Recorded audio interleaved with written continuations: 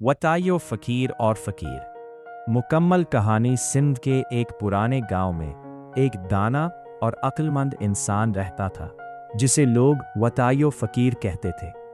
वो सादा लिबास पहनता, कम बोलता और हमेशा लोगों की भलाई की बात करता था।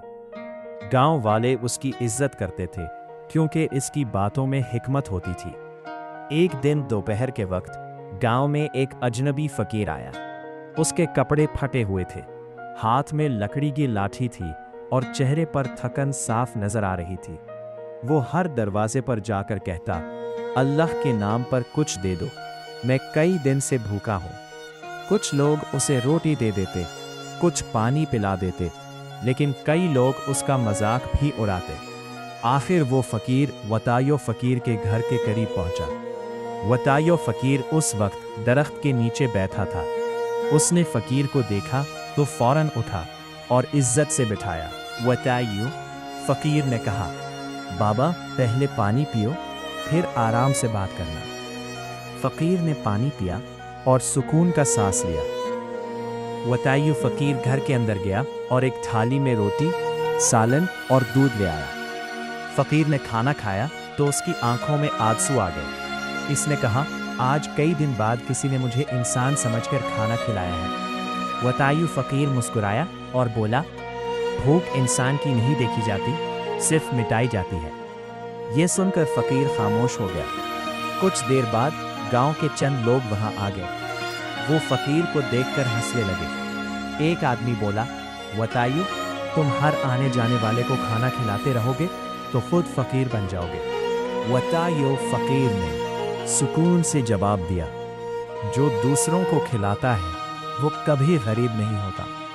असल गरीब वो है जिसके दिल में रहम ना हो। ये सुनकर सब खामोश हो गए। फिर वतायो फ़कीर ने उस फ़कीर से पूछा, बाबा तुम कहाँ से आए हो? फ़कीर ने आह भरी और बोला, मैं पहले एक अमीर ताजिर था। मेरे पास ज़मीनें, ऊंट और नौकर थे, लेकिन मैं बहुत मगरूर था, कभी किसी गरीब की मदद नहीं की। एक दिन मेरा सब कुछ ख़त्म हो गया। तब मुझे एहसास हुआ कि दौलत हमेशा नहीं रहती। गांव वाले हैरान रह गए। फ़कीर ने मज़ीद कहा, आज मैं दर दर की ठोकरें खा रहा हूँ ताकि मुझे इंसानियत की कदर समझ आए। वतायो फ़कीर ने आसमान की तरफ देखा और कहा, अल्लाह इंसान को कभी कभी आजमाइश देता है ताकि उसका दिल नर्म हो जाए। रात होने लगी। वतायो फ़कीर ने फ़कीर के सोने का इंतज़ाम किया। अगली सुबह जब लोग उठे तो वो फ़कीर कहीं नज़र ना आया। सिर्फ एक छोटा सा कागज़ पड़ा था जिस पर लिखा था, जिस गांव में वतायो जैसे लोग हों वहाँ इंसानियत जिंदा रहती है। ये पढ़कर सबकी आंखें नम हो गईं।